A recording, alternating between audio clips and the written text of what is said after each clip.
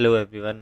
So I have some exciting news for all of you. I am starting a Python playlist in which we are going to learn very basics of the Python, and then we'll move with more cooler and advanced stuff. So whether you are a beginner or trying to skill up your Python, then this video will definitely help you. So the first thing that we can learn in Python is its print function. To get output on our terminal, we use print function. So this hello world. Um, so what you can do is you can write print, and because it's a function, so you can start this close brackets, and then inside quotation you can add any string. So after that, when you run the file, you can see that hello world has been the output has come to our terminal. So this is how you can use the print function. So the very first thing after print we'll be learning about is variables. So variables are the named location that can be used to store data. Let's suppose you want to store someone's name, so you will do like this, that this is the name of a person. So if you want to store somebody's age, so you will do like this. So these are the variables. So repeating again, variables are basically the named values that can store the data. Then comes the data types. So data types are basically they tell us what kind of data is stored inside a variable. So data types. So there are data types like integer, float, boolean, list, dictionaries, tuple, and set. So moving on to integers. So integers represent a, a whole number. So let's suppose you have age. Let's suppose you have number of vehicles that are registered or to your name. So they'll always be in whole number. So age here is an integer type variable. So after that we have float values.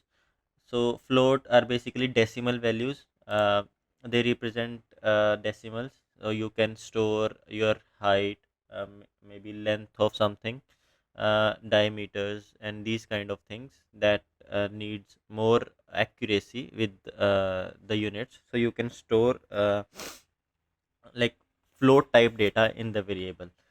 After that we have boolean type data.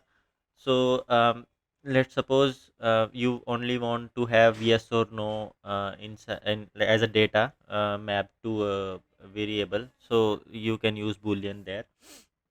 Like if like example is person adult, true and false, it will signify that the person is adult or not. After that we have list data type.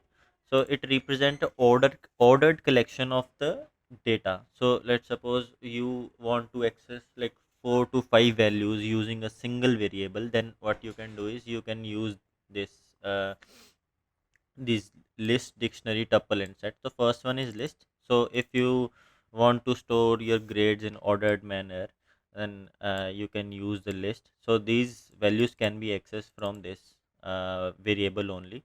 That we'll see in their individual lectures, that how we can perform operations or use list, and like what are their best case uses. So after that we have dictionaries. So dictionaries represent basically a key value pair kind of data, uh, where the like the values are also in mapped to a key inside that. Let you can see the grades. Here it is 90, but you don't know like what subject does it belongs to.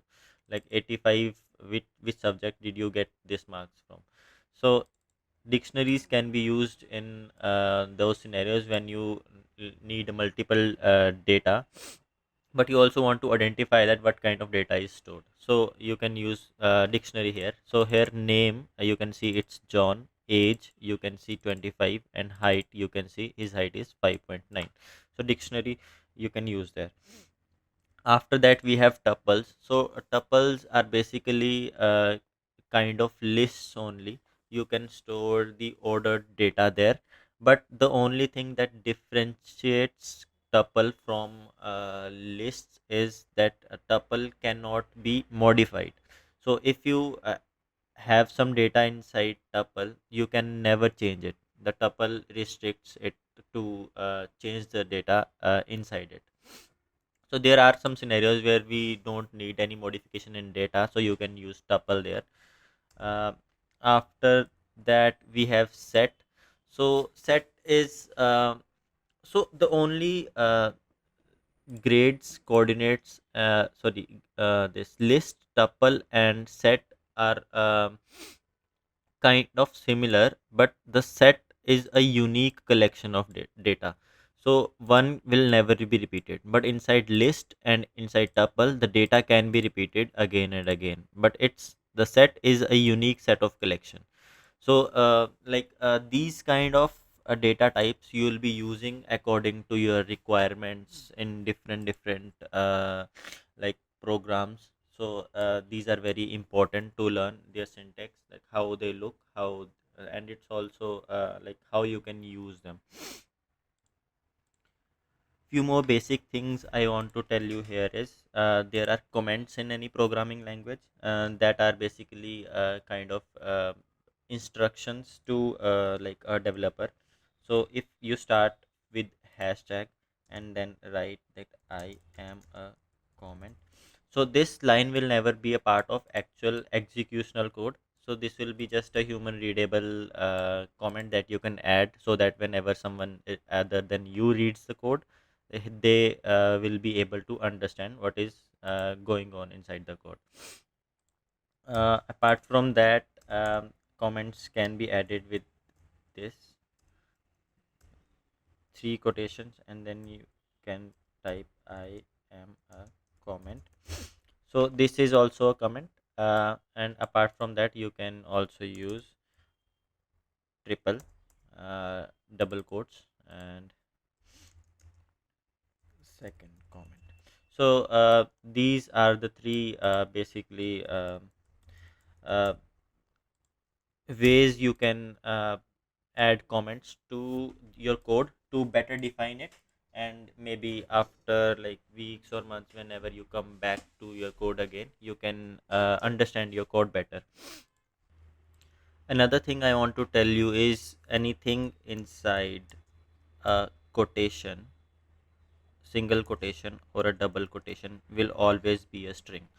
So whether it like inside quotation we add integer also, but this data type will always be a string. So there's a method to check the type of a variable if you don't are not sure about the type of the variable. So what you can do is you can do this, and inside you can type the variable's name. But this will not tell us the type because we haven't like printed it out onto a terminal. So I told you that to use we have to use the print function and this. And if we now run the file, you will see that class str. So inside single quotation or double quotation, whatever it is, it will always will be a string. All right people, that concludes this video. If you liked it, give it a thumbs up and hit subscribe. Next time we are tackling strings in Python. Subscribe and hit the bell icon if you don't want to miss it. Drop your comments below. See you in the next one, and happy coding.